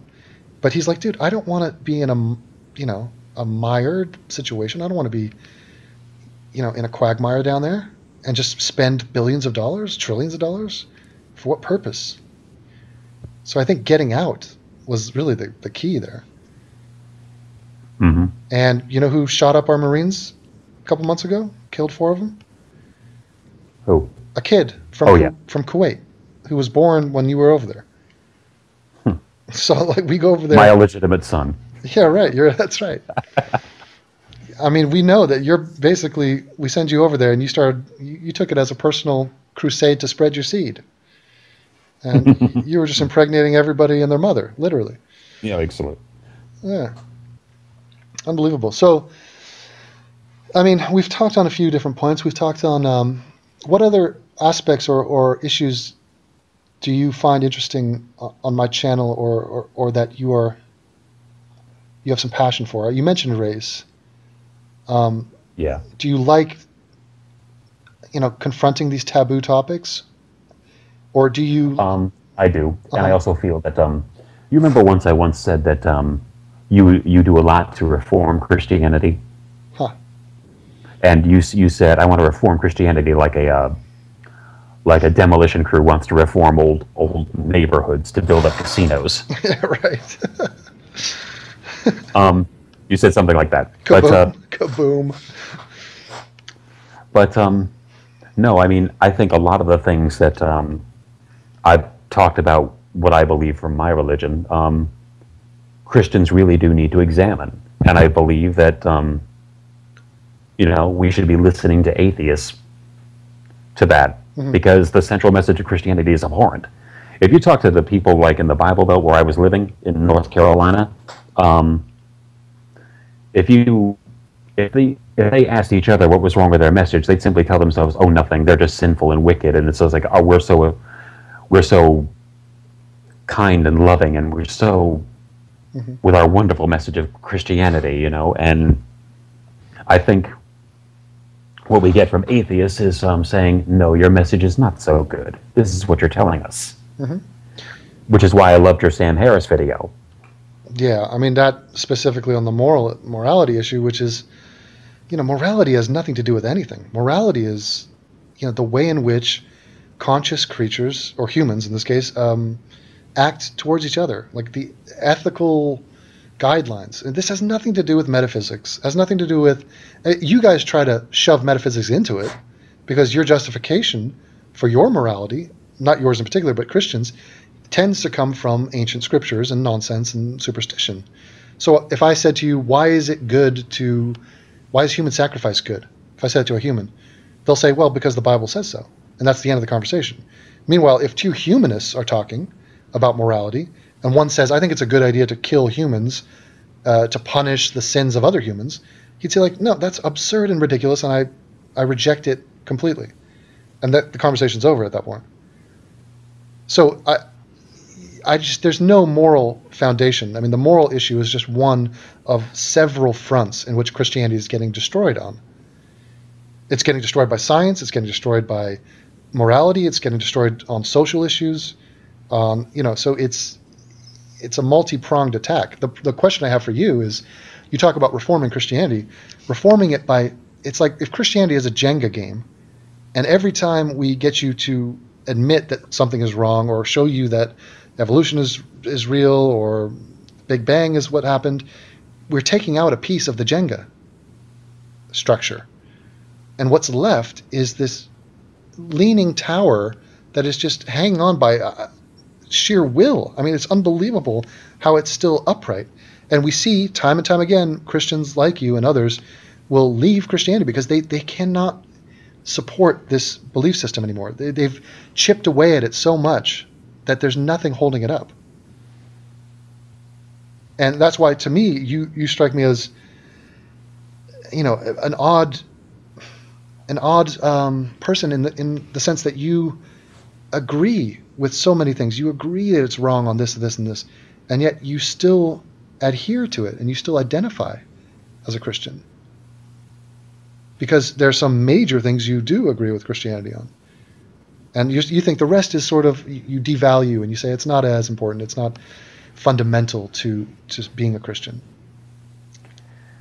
Or that mankind has evolved since then, since ideas that were abhorrent to me were acceptable.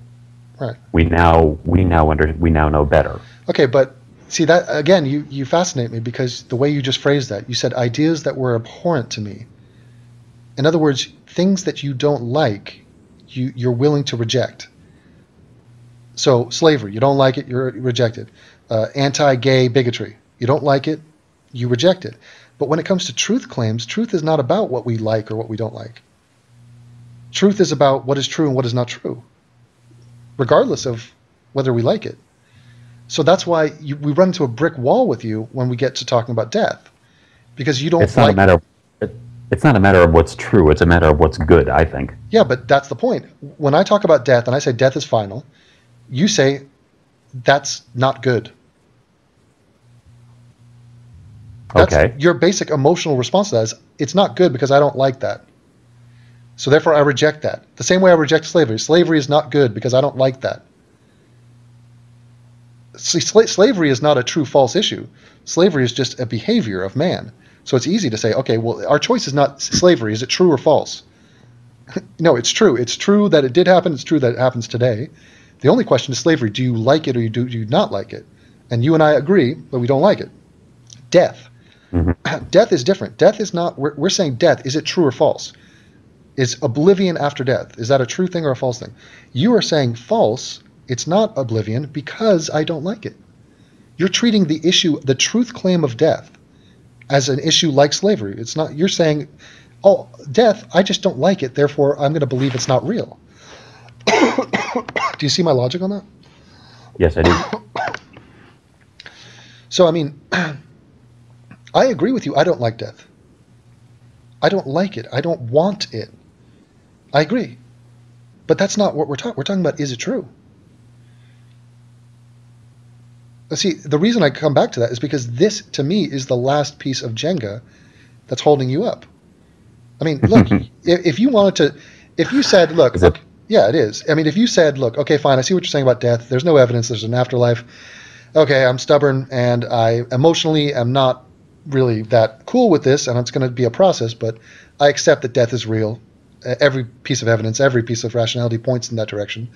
But I'm going to hold on to some Christian values like do unto others. I'm going to attribute that to Christianity. I like some of the customs. There's a couple cherry-picked verses I like. I mean, at that point, it's just literature. I mean, you're just a student of Shakespeare, and you're like quoting to be or not to be. You know, but it'd be ridiculous to say I'm a Shakespeareanist. You know, it's not a religion at that point. It's just a piece of poetry that you've taken some value out of. Is it so important to you that I become an atheist? No, but not on a personal level, but on a global level, yeah. I mean, it's important not on a day-to-day basis. I have accepted that I'm going to live my life surrounded by totally clueless ignoramuses who are dead wrong. You know, that's just a reality. That's just logistics. But we happen to be at the dawn and an awakening of people, like you said, evolved. You said we evolved past these stupid ideas. And what I'm suggesting to you is that atheism is an extension of that evolution. We've cast out the last and the most significant of the stupid ideas, which is this ancient, simplistic, totally perverse book. It's just burn it. That's the one thing the Nazis had right. Burn that book. I'm kidding. No, but I mean, see, this is an intellectual discussion we're having. We're not talking about real world behaviors. You know, the fact that you believe in an afterlife, how does that manifest in your life? It doesn't mean you're off killing people. It doesn't mean you're blowing people up and saying, this is for the betterment, we're all going to heaven, kaboom. You know, then I'd have a problem with you. So what your beliefs tend to be not so violent and dangerous to society. But you know, and you'd be the first to recognize that many religious people in the world are not like that. They're the exact opposite of that. And their beliefs do have an impact on a daily basis for all of us, including yourself. I mean, Yes. if you went and moved into the Middle East and said what you believed, you'll see some real world consequences to beliefs and religious ideas. It'll hit you in the face. But you happen to live in a Christian country, in a Christian area, but you hang out with atheists. I like atheists. So what has changed from the start of watching my videos? Has anything changed in your thinking or your beliefs? Have we pushed you or made you reconsider any position? I don't think so. But I do get from your videos reinforcement of the bad ideas behind Christianity. Okay, I'd like to see more of them. I think it's good for us. So the 95% of stuff that you disagree with Christianity on, which we agree with you on, we've reconfirmed that. But basically, you're saying you are Stonewall Jackson when it comes to you got a firm grip on John 3:16, and you're not going to let it go because you don't want to. And you admit that you have no evidence to support for this. You cannot convince me of this. And apparently that doesn't alarm you. No. So you are alarmed that your position is totally indefensible. Like you cannot convince me because you know the argument is so weak that you're not even going to try to convince me. That's right. But that doesn't concern you? If I said to you, I believe that the country of Mexico exists, and you say, oh, well, that's a very bold claim. Look, can you support that? I would have evidence to support my assertion that Mexico exists. And I would feel strong and secure in knowing the validity of the case that I could present to you.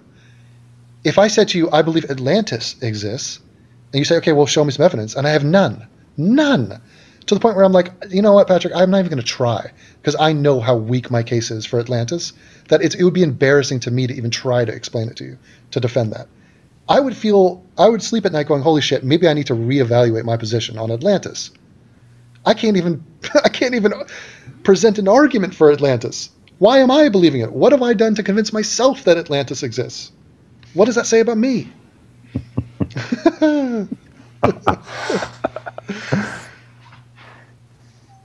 I'm really enjoying this visit with you, by the way. Thank you. Yeah, I've wanted to do this for quite some time. I've wanted to get to know you better, and I'm glad I am. Yeah. Well, it's a pleasure. It's been very fun. I'm trying not to avoid the elephant in the room because it is an interesting distinction between us that you're a Christian and I'm an anti-theist, like as outspoken of an anti-theist as you get, basically.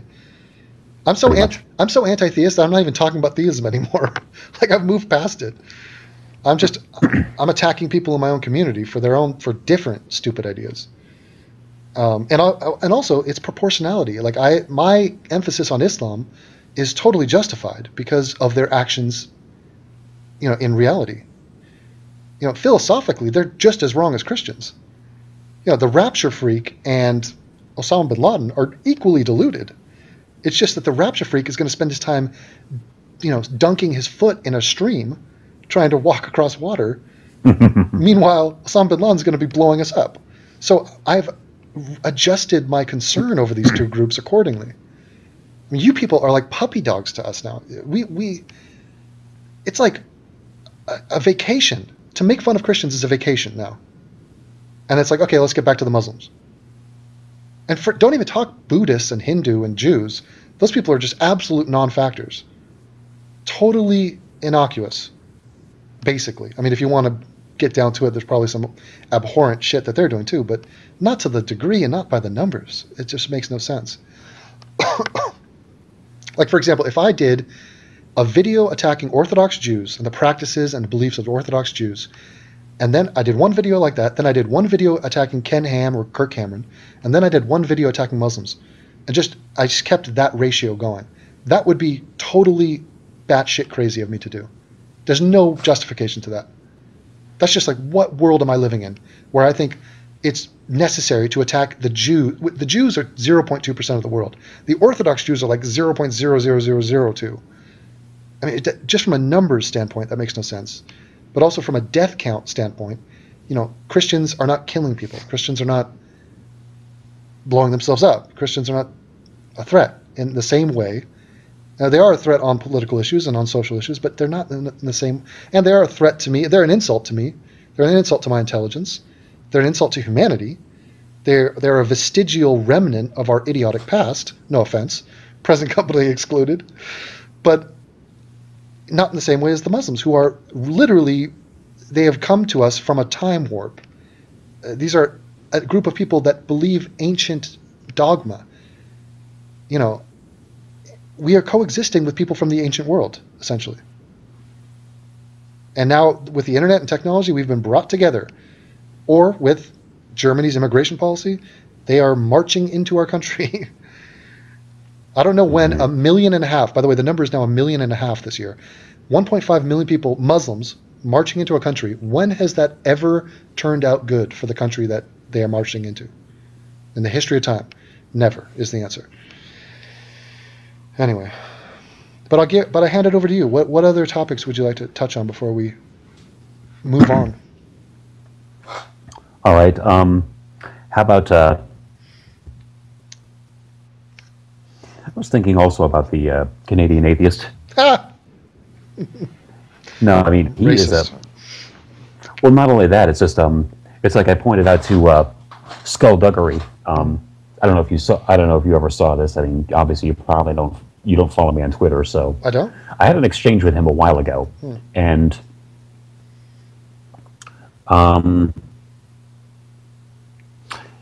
it was he was talking about working out, and I decided to throw a few taunts in his direction. Nice. Well done. He was talking about how his workouts, and I said, "What do you do? Just aerobics?" Jazzercise? He says, "Yeah." And he said, "These are the weights we use in aerobics." And I said, "Well, maybe someday you'll actually lift them." And this is where he got kind of creepy on me, though. He then sent me that shirtless pic of himself, and then demanded mine. And I thought, okay, this is getting weird. Oh my God. He was asking me like, you asked for this, and he took a picture of himself working out. I've seen that picture. Well, it wasn't him working out. It was just him posing like sideways. His long beard was hanging down, and disgusting. I know, it's like he uses like half a tube of hair gel every day, but he doesn't groom his beard. That makes no sense to me. He's a ratty, disgusting, vagina-sleeved, big-nosed loser. And he's also illiterate, by the way. Yeah, pretty much. But in any case, he said that he sent his picture and said, "Your turn, gray balls." And I thought, I'm not sending him a shirtless pic of myself. This is weirding me out. But then the other day, but then I realized, one of the first jobs I had after I got out of the military is I was a personal trainer. And I thought, you know what? I can't do this. Mm-hmm. I cannot discourage somebody who's trying to work out. So I said, I'm sorry. I mean, you look good. I mean, he's got kind of a swimmer's body if he was just a little bit more lean. But I take issue with that statement. But in any case, swimmer. I bet he couldn't stay afloat. This guy is a weakling. And the fact that he sends pictures thinking that it's impressive when it's so completely not is kind of priceless. I kind of agree. He thought he was a model. He's a model I know. who gets no jobs. He never was hired once. But you apologize. Then, in any case, I just figured, I figured it was because I shouldn't discourage somebody who works out. Right. When I go to the gym, I mean, like the other day, I saw this obese woman, huge hips, but she was doing a pair of she was doing a set of walking lunges off the floor, and I was watching, and I thought, her form's good. I mean, she's bringing that knee right to the floor, her back is straight, she's doing everything fine. So I complimented her on it, and I thought, it must be so hard for somebody who looks like her to bring herself to come to the gym where you are judged on your looks. Yeah. No, I agree. I would never make fun of somebody in whatever their condition if they're trying. They're at the gym. But, Josh, the fact that he works out, I mean, who cares? Like, that's not the reason to make fun of him. I mean, there's a million other reasons which we've gone over, intellectually, physically, socially. The guy is moronic and just a loser on many fronts. He's freakish. He's freakishly stupid. But in any case, what happened was I figured the next day things were back to normal, so I sent him a tweet saying, "You wouldn't last a day on the oil patch." And he says, "You angry because I rejected your offer of friendship?" And I thought, "What are you talking about?" And he said, "You asked me personal questions, and you tried to bond with me over fitness." And I was like, no, that's not why I did that. Yeah, he's a creep. He's a creep. But this is the difference. You're a Christian, yeah, so you have a nice side to you. But he kind of creeped me out though, because I mean, he was because of that picture. Like, I did not ask for this. I did not challenge you on this level. Yeah, anytime a man sends you a picture of his half-naked body, of course it's creepy. It's beyond creepy. I mean, I'm gonna serve him up.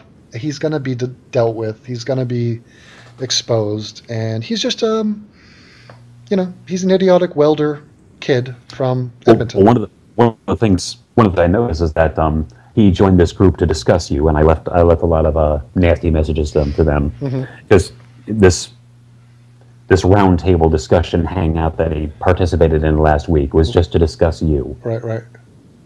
And so I pointed out, Josh, you're an ageist. I mean, he called me old and decrepit at 50 years old, and I'll tell you something. I mean, I've been lifting weights myself, and I've been doing martial arts longer than he's been alive. Right. I could meet him in any MMA ring, and I'd have him pissing blood for a month. Exactly. No, I'd be happy to do the same. I mean, yeah, he's got a lot, and people have been digging up old comments he's made, and he's been really sexist, and he's racist, and he's a dick. He's a guy who enjoys scream music, like he's like a screamo kind of guy, like. Oh yeah, I've listened to that. Yeah, I always thought it sounds like when he does that. It sounds like a backed up sink that's opening up. Yep. Yeah, makes that. Yeah, those literal sounds. He's a garbage disposal of a singer, and exactly. It just shows what a dorky, pent up, rage filled guy he is. Because I used to think that deep down he was just kind of a dumb guy, but basically a nice guy, just messed up. But it's like he's not. He's a prick. Yeah, he's a prick, and he's like dug in. He's a stubborn prick. So like he thinks that the way to get through this is to just double down on his prickery, instead of being like, oh man, I'm up against people who are vastly superior to me. Maybe I should call off the dogs and like make amends, cut my losses. No. Joshy is so Dunning-Kruger that he doesn't realize how he's in a fucking sinkhole.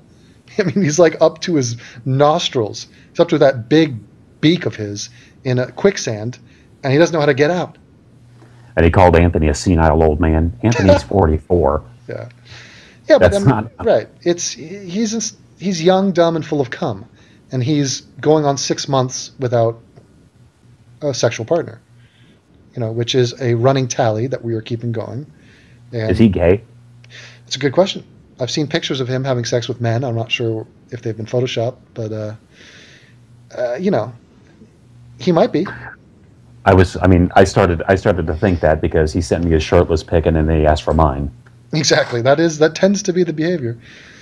Not that there's anything wrong with that, but Patrick and I know that gays are going to burn in hell, but we're not going to talk about it here. We're not going to mention it out loud, of course.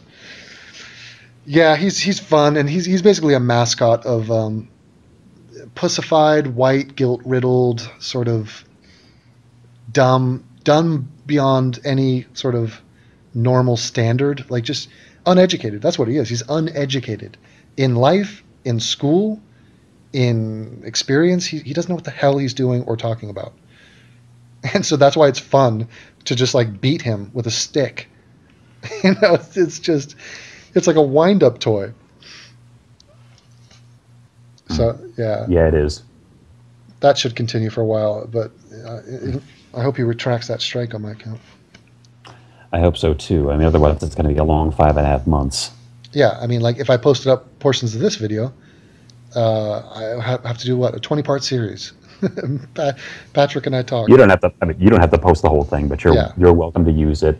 Yeah, well, I please will. keep my more sensitive information out of it. Thank you. Exactly. That's all I ask. I'll cut out the part where you showed me your dick, and I don't think it's necessary. Yeah, very funny. Yeah, really funny. And you can share this with Anthony. That's fine. Okay, that's cool. Well, let's wrap it up then, because it's a good talk, but I have a few other things I got to do tonight. Okay. But it was a pleasure hanging out and chatting. Yep.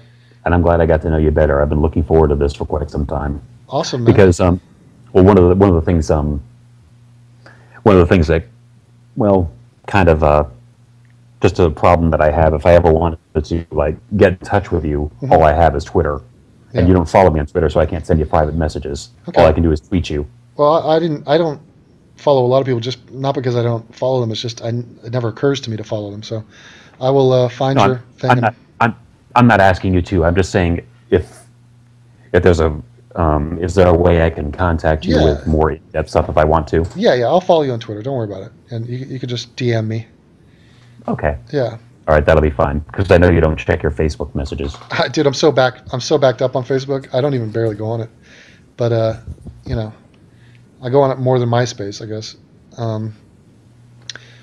I'm glad I got to know you. It's I really do think you're a great guy. I think I admire your strength. Awesome, man. You're a very strong person. I've noticed that. I mean, you could take a huge amount of people dogpiling on you. Can you imagine what Josh would do if the amazing atheist turned on him the way you turned on you? Right. I don't think Josh would cringe and cry, and yeah, he'd be in a puddle of his own piss. But I thank you for your support and your Patreon support, your support in comments and in the community and on the Hangouts and stuff. So you've surprised me, and I thought it was a useful conversation, an interesting conversation.